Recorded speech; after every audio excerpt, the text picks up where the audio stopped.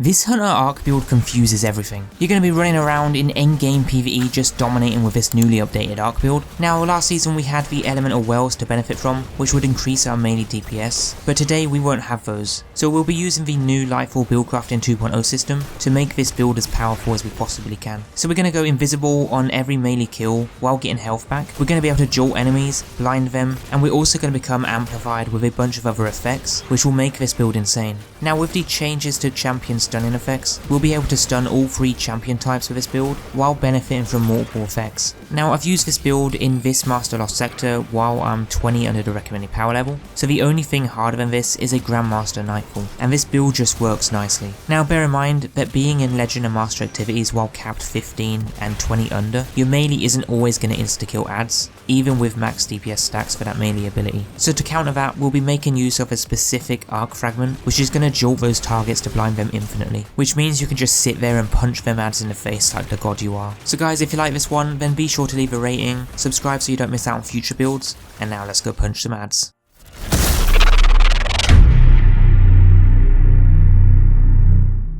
Now firstly, before we get straight into the video, like always, if you do like these builds and you want to see more top, fun or broken builds this season for Season of Defiance during Lightfall, then be sure to check out my new Season 20 build playlist, which is linked down below, because you might just find your new best build. But with this one today, this is your updated Arc melee build from last season. Now although there aren't too many changes in the way the build works, there are a few things that we'll use differently to our last build due to the new Buildcrafting 2.0 system that was introduced with Lightfall, as our Elemental Well build no longer exists. So we'll now use the Armored Charge system instead, and I have to say this system is a lot easier and less complicated to use than the previous one. Now there are a few different ways you can use this build, and I will point out all those alternatives as we go through the setup shortly, but the two main ones I want to point out are Liar's Handshake and Assassin's Cowl. Now with this build today we're going to be using Assassin's Cowl because this is probably one of the best hunter exotics in the game to use when going into endgame content while underpowered, because what this does is make you invisible on powered melee final blows and restore health and shields, and then finishers will also make you invisible with a much better effect. Now this pairs perfectly with our build because we're using the combination blow melee ability in the subclass, where defeating targets with that melee ability, which is just punching ads, will refill our class ability and restore a small amount of health. So this stacked on top of Assassin's Cowl will give us that health back that we need to survive on every single melee kill, because using the Gambler's Dodge, we'll dodge near an enemy right afterwards to then get that melee ability back, and we'll just repeat the process over and over on the same loop of just chaining between that melee and the dodge. And bear in mind that we're going to be stacking up our melee damage 3 times with the combination blow melee, which will make this worth using in high level content, especially when combined with some fragments and mods we have too. So the way you'll use this build in all types of content is first kill an enemy with your melee ability. This will make you invisible, give you health and shields back, and generate an orb of power. You then pick up the orb to get 2 stacks of armor charge, dodge near an enemy to get the melee ability back, which will then charge up a jolt effect. Then you punch another enemy and this will jolt the target, killing or damaging everything nearby, while also making you amplified. Then you just keep punching ads, dodging, punching ads and repeat. In doing so, you're always building up that combination blow buff so that your melee hits harder every time, stacking up to 3 times. You're always going to become invisible and refill your health, and on top of this, every melee hit after dodging will jolt enemies. Now this works because of our first arc aspect, Lethal Current.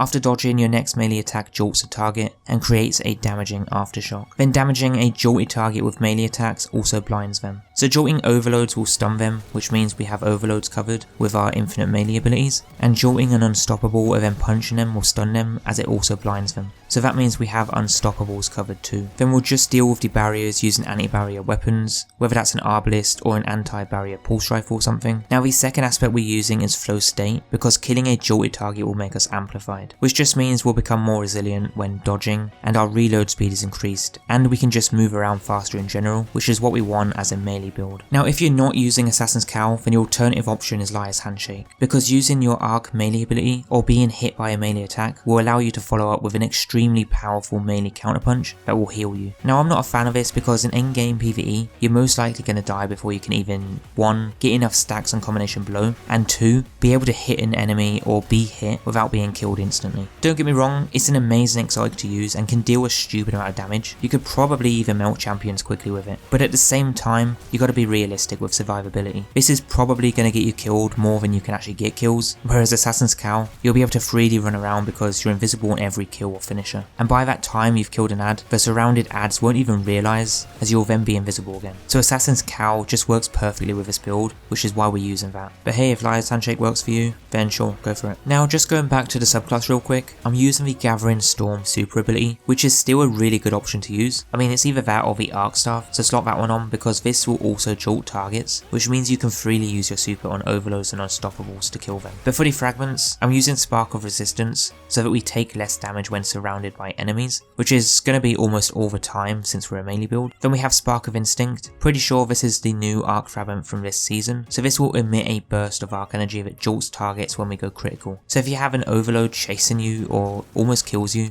he'll basically become stunned. But the next one we have is Spark of Feedback so that we deal more melee damage when we take melee damage, sort of like a Liar's Handshake in a way. Then our last fragment we're using is Spark of Shock so that our arc grenades jolt targets. And that grenade is going to be a pulse grenade. This is just good as a backup option so that we can quickly stun overloads and unstoppables that are rushing us. And then using a bunch of mods, we'll be able to get that grenade back quickly too. But I'd make sure you have your discipline stat to 100 so that you have a faster cooldown on the grenade in general. And then 100 resilience for the extra survivability too. Mobility and strength aren't going to matter for us since we're chaining between those stats anyway. So we'll have them infinitely, which means it's pointless to invest our stats into mobility and strength. So ideally discipline, resilience and recovery are what you want to aim for. Now in the artifact we're using Volatile Flow. This will mean that when we pick up orbs, we'll get volatile rounds to avoid weapons. So make sure you're running void weapons if you do want to benefit from this, but it's not essential, because this on an SMG will really help speed things up with that clear. And I know this is a melee build, but if you're using this in endgame PvE, you don't want to use your melee only for 100% of the time. You do want to have some gunplay too, because this build won't be suitable for everything all the time. Sometimes you'll get an opportunity, and then sometimes you won't. Now bear in mind, being volatile will also give us anti-barrier rounds, so that we can stun barriers too. So if you don't want to run specific barrier weapons, you can just rely on a void weapon for barrier rounds, simply kill an enemy to get an orb, and then pick up the orb, and then boom, you got volatile and barrier rounds. But I wouldn't rely on this in completely everything though, just in case you don't have ads and you only have a champion left in a room, because then you're going to be screwed. Now we are also benefiting from two other artifact perks, which are Shatter Orbs, so that we can create orbs when destroying match shields, and Bricks from Beyond, so that we can get heavy ammo drops more often when defeating yellow bars with void weapons. And in endgame content, you're going to get a lot of them anyway, so it's pretty much infinite heavy ammo. Now moving on, there are a few mods that we're going to use, and the first one is Emergency Reinforcement. This will give us damage reduction when our shields break, while having 3 armor charge stacks, which will just help us survive more in endgame content while running around punching ads in the face. But we'll get those stacks from those orbs we generate, and we'll be using a heavy-handed mod in the arms, which means on every melee kill, we'll generate orbs of power to be able to get those armor charge stacks, as well as volatile rounds. And using the stacks on stacks in the legs, we'll get 2 stacks every time, so we'll have that damage resist ready almost all the time when we need it. Now those are the main mods, but the other basic mods I'm using are 2 hands-on and an ashes to assets in the helmet for faster supers, 2 impact inductions in the arms to get our grenade back quicker, our damage resist mods in the chest armor, grenade cooldown mods in the legs, and then again grenade cooldown mods in the class armor. And with this setup, everything just works perfectly together to ensure that we always have infinite abilities with almost a 100% uptime.